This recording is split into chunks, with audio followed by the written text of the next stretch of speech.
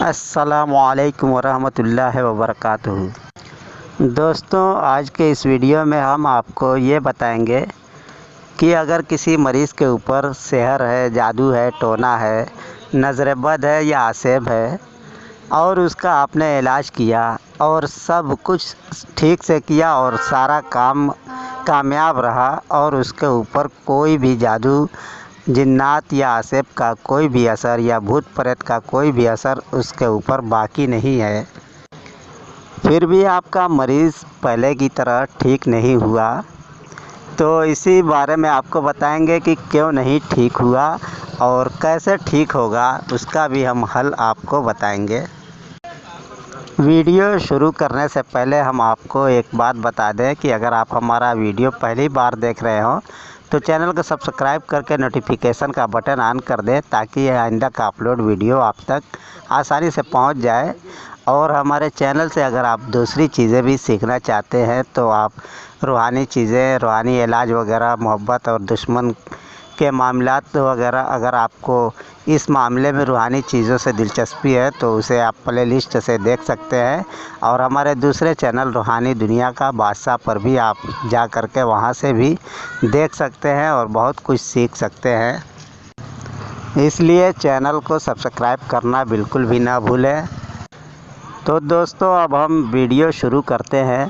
ہم آپ کو بتاتے ہیں کہ مریض کے اوپر کبھی کبھار جادو یا عصیب کا اتنا بھیانک اثر ہوتا ہے، اتنا خطرناک اثر ہوتا ہے کہ اس کے حساب سے جسمانی اندر سے نقصان زبردست پہنچ جاتا ہے، رگوں اور نسوں میں خرابیاں تک پیدا ہو جاتی ہیں اور بہت ساری بیماریاں بھی وجود میں آ جاتی ہیں۔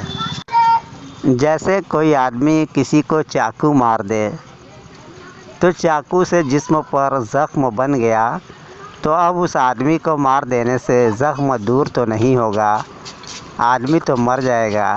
اسی طریقے سے اگر کسی کو سانپ کاٹ لے یا اور کوئی زہریلا جانور کاٹ لے تو آپ اس سانپ یا اس زہریلے چیز کو، اس جانور کو آپ مار دیں تو اس کے مارنے سے زہر اس کا ختم نہیں ہوتا، وہ گھاؤ اس کا نہیں بھرتا۔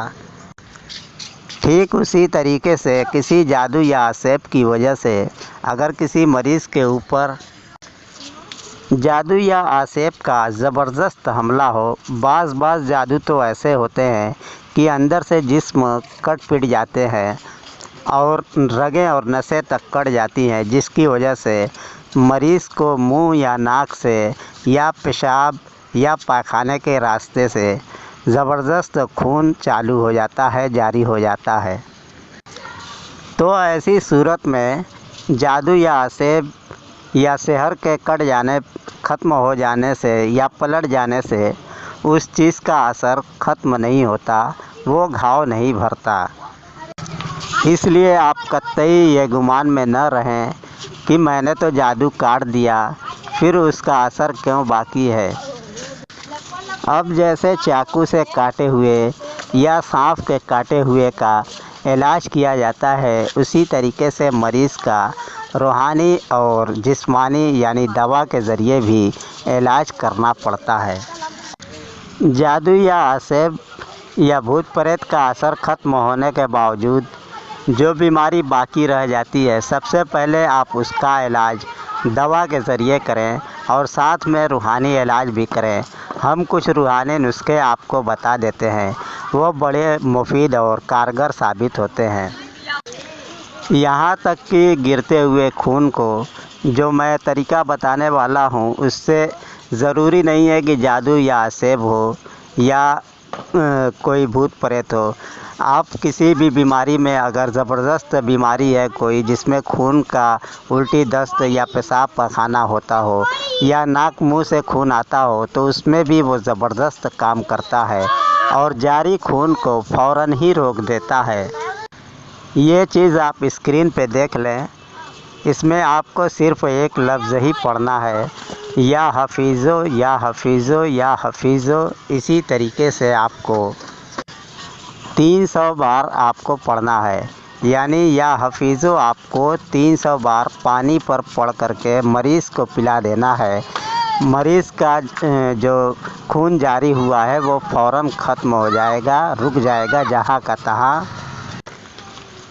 इसी तरीके से जिस मरीज़ के ऊपर जादू का हमला हुआ हो या आसिफ का हमला हुआ हो और उसको किसी तरीके का जिस्मानी नुकसान पहुंचा है या कोई भयंकर मर्ज़ बन गया है, जैसे फालिज, लकवा या कैंसर वगैरह या फुड़िया फुंसी की बीमारी, तो इसमें भी ये पानी बहुत अच्छा काम करता है। आप उसको 300 बार पानी पर दम करके पिला दें मरीज़ को, और ज़रूरत महसूस हो तो अगले दिन भी पिला दें, और ज़रूरत फिर महसूस हो तो तीसरे दिन भी पिला दें। 3 दिन के अंदर अंदर इंशाअल्लाह ख़त्म हो जाएगा। और अगर आपको उसी दिन करना पड़े दोबारा तेबारा, मतलब ये है कि आपने मरीज़ को किया, अभी ज़रूरत महसूस होती है, तो फिर कुछ देर के बाद आप दोबारा भी ये पानी बना करके दे सकते हैं। और मरीज़ दूर हो या दूर का हो, उसको जाना हो, तो आप उसको बोतल में ये पानी बना करके पिला सकते हैं। और पानी को 3 से 7 दिन तक इस्तेमाल कराएं। इंशाअल्लाह ये घाव, ये जादू, ये बीमारी के असरात से जो बीमारियां हुई हैं या खुद जिस्मानी बीमारी हैं, वो भी इस वजीफ़े से ख़त्म हो जाएंगी। और अगर उस मरीज़ के ऊपर कुछ जादू, आसेब या भूत वगैरह का असरात भी होगा तो वो भी ख़त्म हो जाएगा इंशाअल्लाह। और एक दूसरा नुस्खा भी है। आप एक छोटी सी शीशी या किसी भी बर्तन में आप थोड़ा सा सरसों का कड़वा तेल ले लें, कोई भी तेल ले सकते हैं, सरसों का ज़्यादा मुफीद है। उस पर आप 3 बार दरूद और 7 बार सूरह नास और फिर 3 बार दरूद इस तरीके से पढ़ करके दम कर दें।